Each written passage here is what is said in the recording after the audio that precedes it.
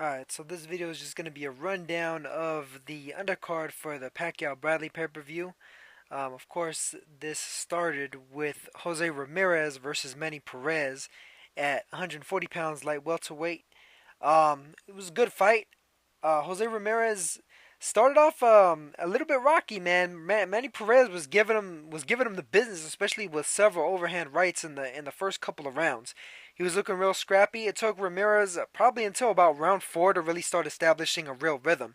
And kind of start judging the distance properly, start ratcheting off combinations, and then kind of, dipping and sliding on the inside in order to get back outside and avoid the return fire. Because Manny Perez was throwing, and even as he was getting hit, he was throwing. He's one of those guys where a lot of guys will take a punch and they'll kind of back off. Where Manny Perez had none of that type of pause mentality. He had no chill. He anytime he got hit, he was throwing while he was getting hit. Like he didn't give a fuck. He was showing no respect for what Ramirez was showing him, man. And he gave him just a hell of a fight. I mean, it wasn't really until the mid rounds where Ramirez really started to kind of dig in his heels and start to establish like more technical prowess and technical class over Perez.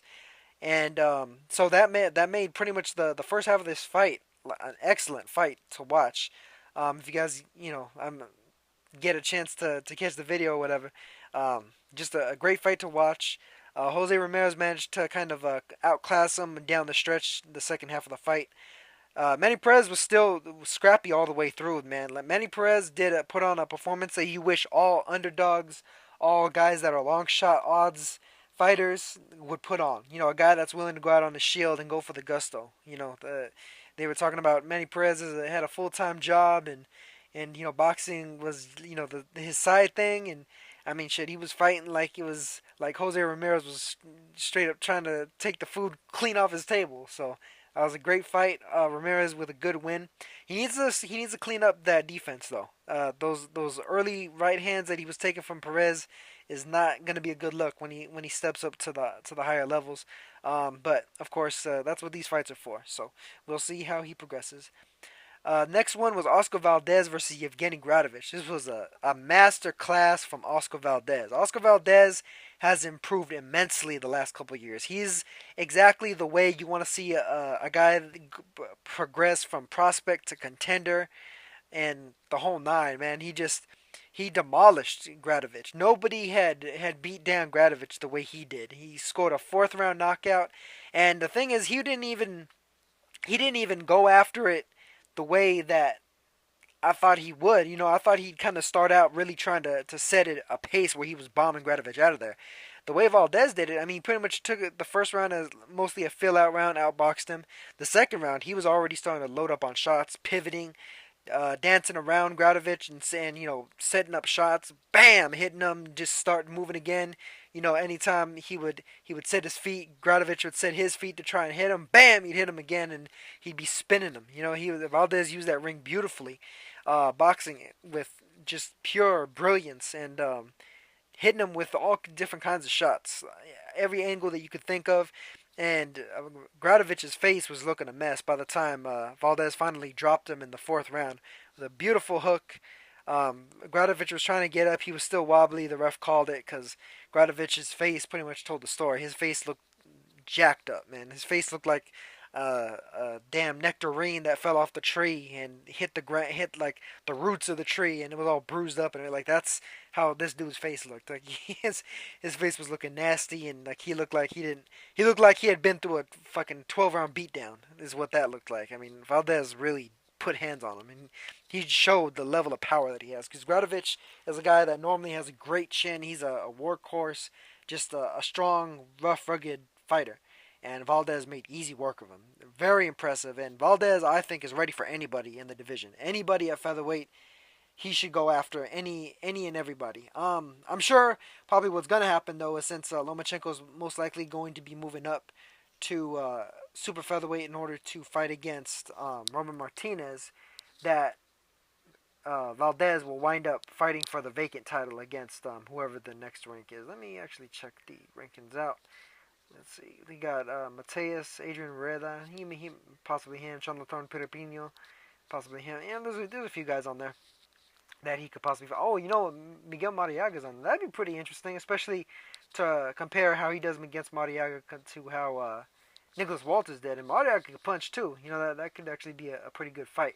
But I mean, whatever, man. I mean, Valdez, I think is ready for anybody. His boxing skills are there, his power's there, and I think him versus Lomachenko probably in the future could be a potential future big time matchup. Probably whenever Valdez winds up moving up to 130 himself, since Lomachenko appears to be headed in that direction for the meantime.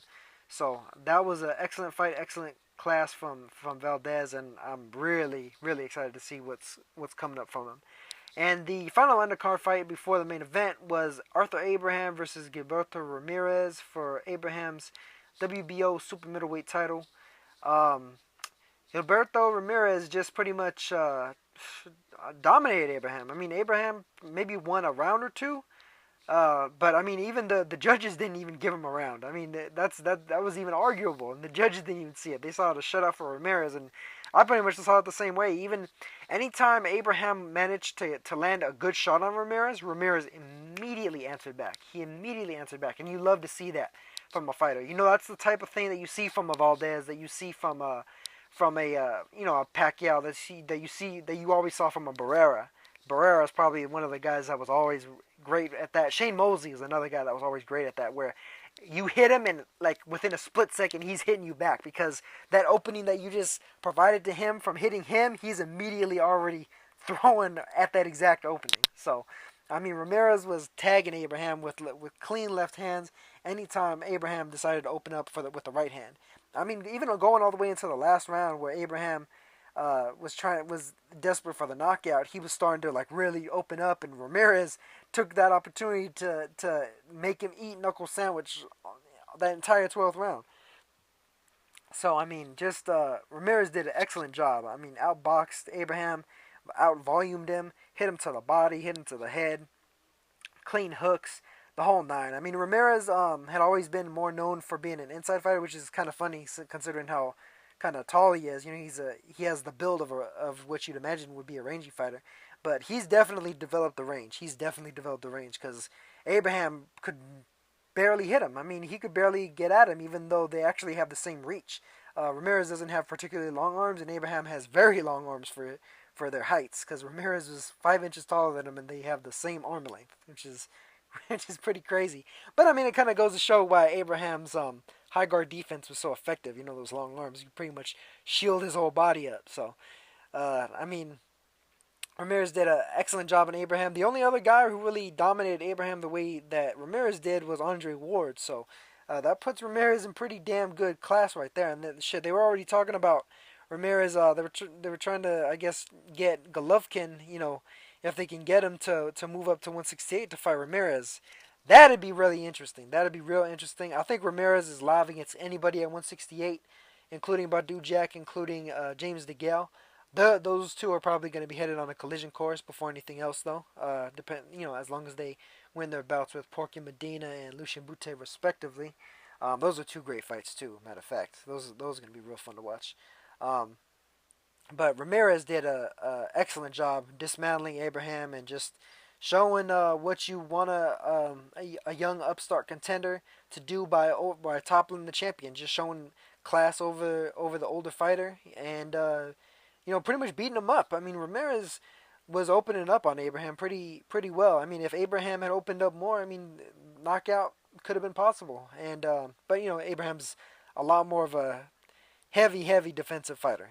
He's very defense first, just trying to open up with those nasty hook counters, and for the most part, he wasn't able to even touch Ramirez. Ramirez boxed extremely well, stayed up on his toes the full 12 rounds, showed great stamina to be able to box like that for the full 12. He had shown certain little iffy instances in his stamina, like almost like he wasn't all the way like able to like really step on the gas in certain rounds, like almost like he would fight at one pace. But with Abraham, he was able to really turn it up and fight at a very high pace and just pretty much cleanly outbox the guy, showing just dominance every round pretty much. Excellent win for Ramirez, and I'm sure that there's probably some excellent fights out there for him. Life changing victory for him. Pretty young guy. Probably has a pretty good future ahead of him at super middleweight, and potentially light heavyweight in the future, considering how tall he is. He could probably go into the weight class no problem. I didn't see any fight night weights for that, so I'm not sure how hard it is for him to make the weight, but we'll see with time. So I mean that's pretty much the undercard. Ramirez with an okay win, had a lot of improving to do, but Valdez and Gilberto Ramirez looking excellent, looking very high level, looking like possibly within within the next year being the man of their divisions. Because I mean they both were boxing extremely well, showing good power, good footwork, just good variety of punches, good angles. I mean everything. Two very complete looking fighters anyway. We'll see how they do when they really step up to their fellow elites. The guys that are a little bit more on the 50-50 side of the ledgers in terms of odds and how we perceive the fight ahead of time. So good wins for them, and I'll get on to the main event in another video.